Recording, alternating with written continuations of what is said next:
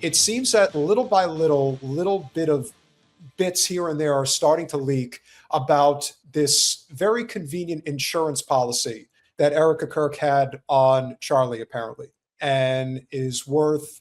I've heard on the low end it's 10 million. I heard on the high end it's 40 million, and that's there is again, I'm not saying she did it, and I'm not even saying she's involved. What I am saying is that there is a hell of a lot of smoke in terms of her knowledge of what went down and how she has gone along to get along after the fact when somebody knows something. I maintain, as I've maintained from day one, I am defending Candace to the bitter end on this issue because I believe she knows what happened and she knows exactly how to drag this story for as long as it needs to be dragged so that it doesn't die. And the reason it's become such a sticking point is because they killed her friend. I mean, they genuinely were friends for a long time. They came up together within that organization. That it's as undeniable. We know, yeah. Now we know that they were they're both respectively political talents. Charlie was a talent, Candace was a talent. And that's why the Zio billionaires gave this organization the money it needed to take off like a rocket ship. And the second Charlie decided, well, I'm not really down to go along with this anymore. And the powers that be, led by the likes of Bill Ackman, dragging him out to the Hamptons, said, no, you will do what we say. And if you don't, you better watch your back. And he, in a text exchange with Candace, said, yeah, they might take me out. And they did. And now you have all these people saying that Candace is nuts. What am I missing here, man? I don't think you're missing anything. I think that there's a lot of people that are missing a lot of things, though, when it comes to this story. And there was really nothing new from Candace Owens tonight. But the one thing that she did say that was new information to me, at least, was that Erika Kirk was present in the Hamptons, that she acknowledged to Candace Owens that the pressure from the donors in the Israeli topic was, in fact, an issue. So that was pretty revelatory to me. Now, granted, it's just Candace's word for it, which if you hate her, you're not going to believe it. And if you trust her, then you will.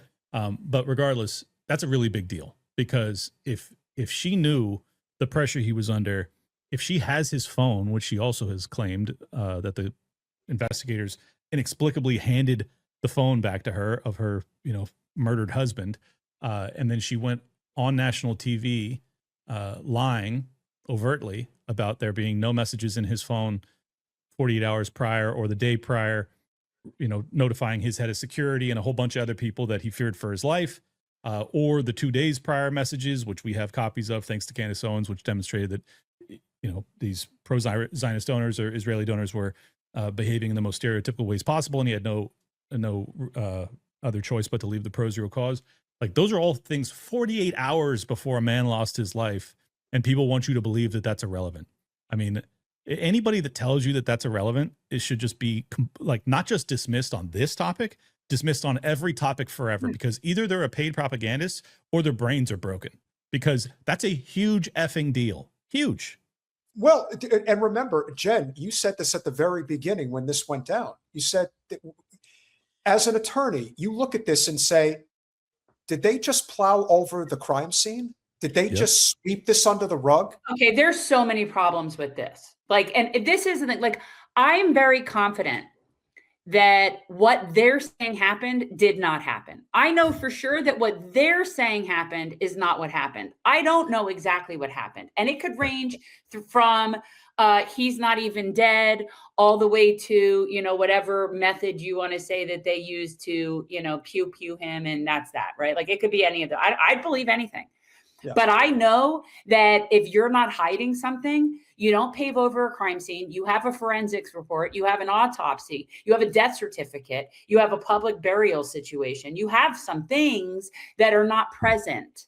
And all of that is very suspect to me. Yes, I find that very weird. But then pile on all of the overt lies and deception from his entire inner circle. From Josh Hammer to, I'm not going to go through the whole list, but it's he was just surrounded by vipers. He was in a den of vipers. That's really the main conclusion I've come to after, I've really dedicated probably half of my episodes to that story since his tragic murder. And I'm totally in agreement with you guys that look, I've said repeatedly, it's possible that Tyler Robinson did it. It is. I'm not going to say definitively that he didn't do it, but if you're not at least open to alternative theories, given all of the weirdness in missing evidence, the 30-06 issue I've dug into so extensively, I just really find it hard to believe. I think it's 1 in a million that's what we saw there. And there's we could literally go on for hours about this. There's so much weirdness and missing pieces in this evidence, and they just don't seem to care. They seem completely disinterested in convincing the public that the story is actually true. And they're just like, well, we're going to have a trial. How much you want to bet? I mean, if this guy's a patsy, how much you want to bet it's a plea? Or how much you want to bet he dies? Of course. Or he doesn't make it to trial, because here's what we know, right? Whether or not he had any involvement, I don't know. We know that the manner in which they're saying that Charlie Kirk was killed, with the weapon that they're saying was used and the ammo that they're saying was used, that's just not possible. That's just not possible. Yep. And I've had way too many people that know those things confirm that's just not possible. So that's not possible. The only way I'm convinced beyond any doubt that Tyler Robinson was involved, based on the evidence that I've reviewed and based on his background and his involvement with Church of Latter-day Saints and what he was doing at the university, potentially working for intelligence, it could easily, what's funny about our past, particularly during the Cold War, is that people think that MK Ultra was just some flash in the pan circumstance that got shut down during, the 1960s. I have no doubt that not only is it still going on, but it's exceptionally more advanced now than it's ever been. And you can basically, as funny as this is, but it's like in The Naked Gun, where Ricardo Montalban says anyone could be an assassin. And it's true. You can basically create, especially with these fucking things that we carry around every day. You think for 1 second that there aren't different types of brainwave microchips that they put into these things, that they can't manipulate a person's thoughts and actions? How could you not think that? Well, and just for the record, the head of HHS, Bobby Kennedy Jr., believes that I think his name was Sirhan, the person who killed his father, was MK Ultra. It's like that was in the 80s, if I'm not mistaken. So, or wasn't it, or 70s? I don't know. Anyways, MK Ultra didn't end. It just got better, and I think it's honestly naive to believe otherwise. That's the thing about intelligence. It's like they say, we ended the MK Ultra program, pause, and we made it better. Right. I mean, that's essentially. And that's the thing about everybody who's like, people will get red pilled when it comes to like the COVID era. Like it take them 2-3 years, right? But then the next propaganda campaign begins, and it's like every single lesson learned just gets forgotten instantaneously. Like the same things happen. Like it took me and Dave and the entire Libertarian Party to convince right wingers to be non-interventionist. It took us 2 decades, and then there's one seemingly successful 2-hour strike on Venezuela, and half of the right wingers are back to being like, yeah, it's our fucking hemisphere and we'll take whatever we want whenever we want, and we're number one, we're the best. It's like, oh man, it's hard not to get dispirited. But anyways, my point being is that I think the rest of us all actually learned those lessons. Like when we realized that MK Ultra existed, and then they say, well, we stopped it, the more intelligent amongst us go, no, you didn't. Or the Church Commission. It's like, yeah, we obviously got rid of the corruption within the FBI. It's like, no, you didn't. It's just way deeper now. I want to give a shout out to this great, I believe he's Palestinian comedian, Sami Obeid. And he has, in his stand-up routine, been not only funny, but using it as a political soapbox. And when it comes to Erika Kirk, this guy's got it down to a T. Knew Trump before she knew Charlie. She actually won Trump's Miss Arizona pageant. Her parents are both from a military intelligence family. Her dad did Raytheon arms deals with Israel, probably unrelated. And Erika Kirk was part of running an orphanage in Romania where children went missing. Enough children for Romania to permanently ban the orphanage and permanently ban Erika Kirk. Do you know how f***ed up you gotta be to get banned in Romania? Andrew Tate is the mayor there. You really gotta push some boundaries. Mind you, this is when Epstein was still active, so I'll let you connect the dots. By the way, I'm not suicidal. For the record, I am... Okay. This this also brings the whole conversation full circle, Jen, as you've been saying at the top, which is everything is a distraction away from Epstein. Oh, absolutely. It's the heart. It's a really big deal. And that was actually what turned me. That happened at the exact same time, or very, very close chronologically, to the bombing campaign against Iran. And I was like, those two things were the biggest reasons that I got on the Trump train at the last minute. Was like, you're not going to do intervention anymore. You couldn't have been more clear about that. And not only that, but you're going to negotiate peace. Couldn't have been more clear about that. You did neither. And you couldn't have been more clear about releasing the Epstein files and pursuing justice on behalf of the victims. And that was the same week that the cover-up became very overt, when Trump had that roundtable meeting with his entire cabinet, and he cuts off the reporter and he goes, "Are we still talking about Epstein?" And I was like, "I'm out. Right. I am the fuck out." Excuse me. Are you still talking about Jeffrey Epstein? Oh my God. That guy's been. Let me. I'm like, wow. Is there? I mean, listen. He still has his drones. There's no question. But at this point, it couldn't be more obvious. Yeah, that's the thing that I love about Trump. If there's one thing I love about him, as you say, Jen, he's the most honest liar you'll ever see. Ever. Everything's and I mean, I think that's the one good thing about Trump. Again, when it comes to Venezuela, they're like, "Are you doing it for defense of democracy or gay rights, whatever?" He's like, "Nah, the oil." It's like, wow, all right. It's basically George Bush, but with a little truth serum. I guess that's an improvement. Again, he's the most honest liar we've ever had in that office. He says all the quiet parts out loud. Also, I think he's suffering from dementia, and I actually don't think he's going to live through 2026. I don't think he's going to make it to another year. So, wow. Interesting. I thought you said through the end of the term.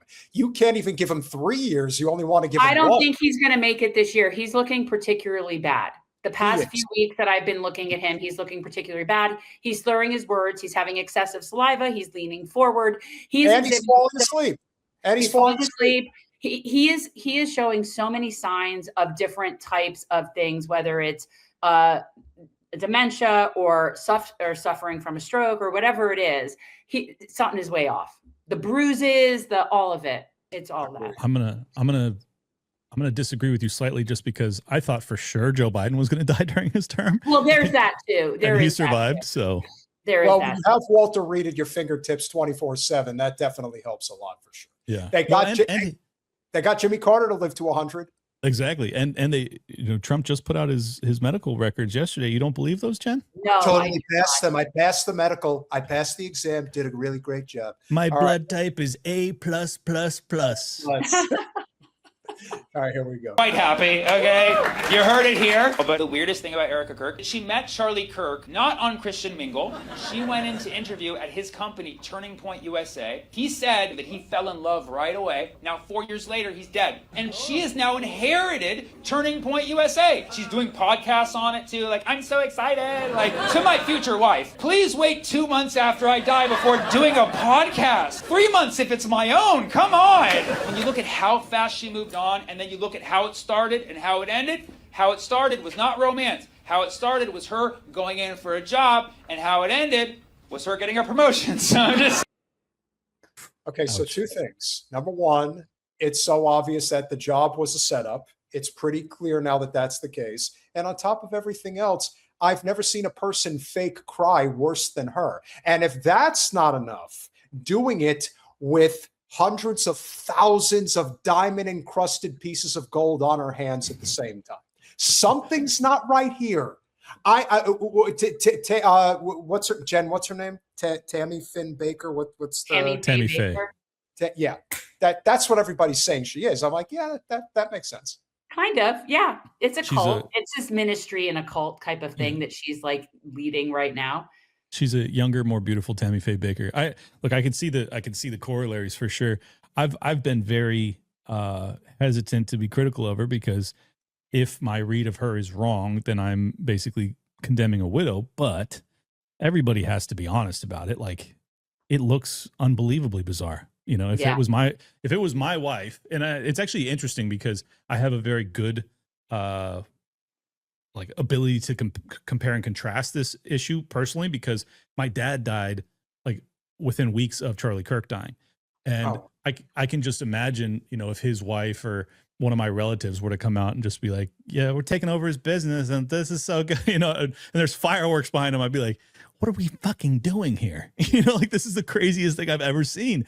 And then it's just so obvious to me that like all of the things that Charlie fought against, the new iteration of TPUSA, or excuse me, that Charlie Kirk fought for, which was to continue to keep a big tent, to continue to have Israel critics and stuff like that. As soon as he died, the wagons were circled and they're like, we're gonna just absolutely mercilessly harass TPUSA, or excuse me, Tucker Carlson, Candace Owens, all of the people that the right wing likes that are Israel skeptics. We're just going to make sure that they're persona non grata moving forward. And anybody who disagrees with us is also going to be canceled. Megyn Kelly, you're off the team.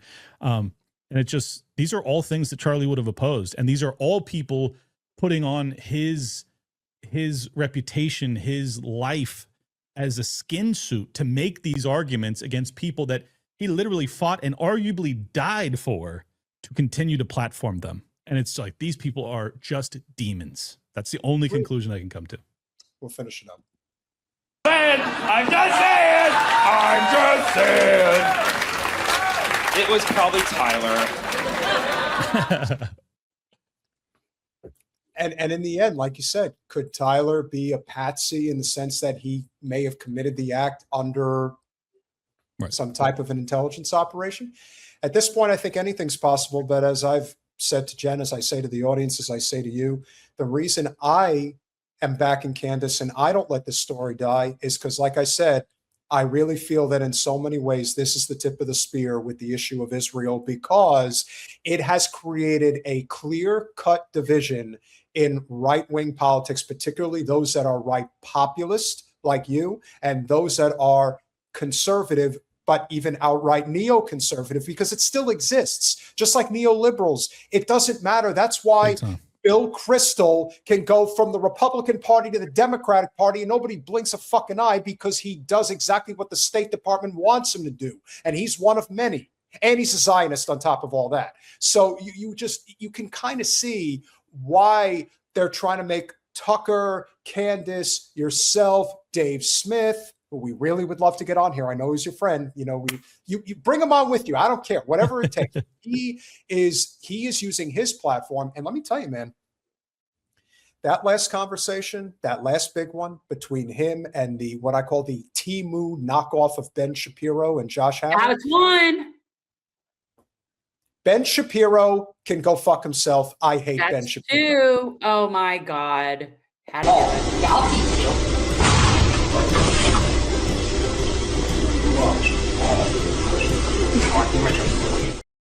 And I don't care how much of a weak ass pussy he is. That's one weak piece of shit that I would not hesitate to knock his teeth out. I really would. You guys have a drop just for when Ben Shapiro gets referenced 3 times like Beetlejuice. I love it. Yes.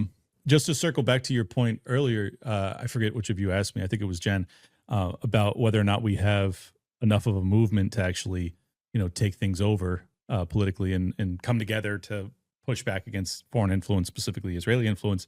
I think that's really the reason that Charlie's life was in so much jeopardy, is that, you know, like I said, we don't have 51%, but I'm telling you, if TPUSA goes that direction, because that was like, people totally underestimate how much of a reach and impact that organization had. They were the biggest right-wing door knocking, fundraising, you know, like conservative palooza. He got Trump elected in 24. Yeah. As far as I So I'm just telling you, if suddenly TPUSA and Charlie Kirk are having Candace Owens and Tucker Carlson, and they all get behind Thomas Massie to run for president against JD Vance, some shit like that, all of a sudden it's like, yeah, Charlie Kirk has to die.